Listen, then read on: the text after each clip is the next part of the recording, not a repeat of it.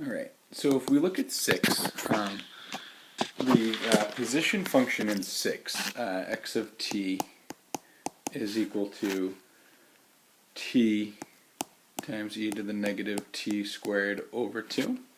And we want to find out when this was at rest. So we need to know what the velocity is, which is the first derivative of position. So the first derivative of position, we're going to need to do the product rule. That's a really ugly x. Some transformer symbol, t. So the first derivative is we're going to have to use the product rule. So 1 times e to the negative t squared over 2 plus the first times the derivative of the second. So e to whatever's up there times the derivative of whatever's up there. So now the derivative of, if I think about this as negative 1/2 t squared, 2 times negative 1/2 is just negative 1, and then 2 minus 1 is 1, so it's just negative t. Now, we look at this and see that there's an e to the negative 2t in both of these.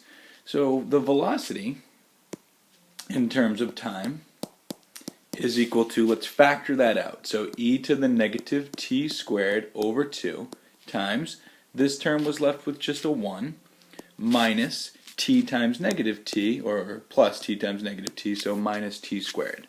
And we want to know when this is equal to 0. Well, this is going to be equal to 0 when either this is equal to 0, e to the negative t squared over 2 is equal to 0, and when 1 minus t squared is equal to 0.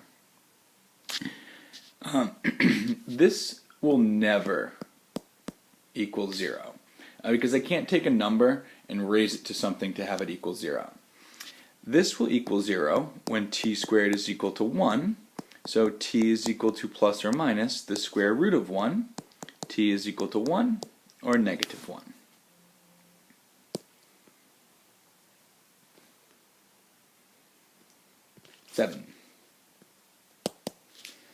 The position x of t is equal to e to the negative t times the sine of t, and this is between 0 and 2 pi. Okay, so taking the derivative of this, so velocity is equal to the derivative of position. It's a better looking x this time. Might call it an Optimus Prime. The derivative of the first, e to whatever's up there, times the derivative of whatever's up there, times the second, plus the first, times the derivative of the second, and I always need to do this no matter what.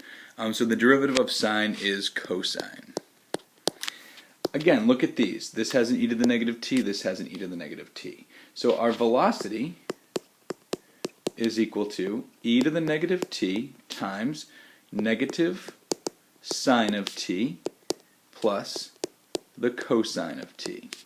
And we want to know when this will equal 0. Again, this will never equal 0. But when will the negative sine of t plus the cosine of t equal 0? Well, that'll happen when the sine of t is equal to the cosine of t.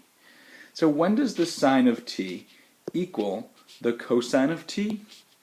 If we go back to our unit circle, when does the x value and the y value of a point on the unit circle, when are they the same? Well, at the square root of 2 over 2, square root of 2 over 2, but that angle is equal to pi over 4.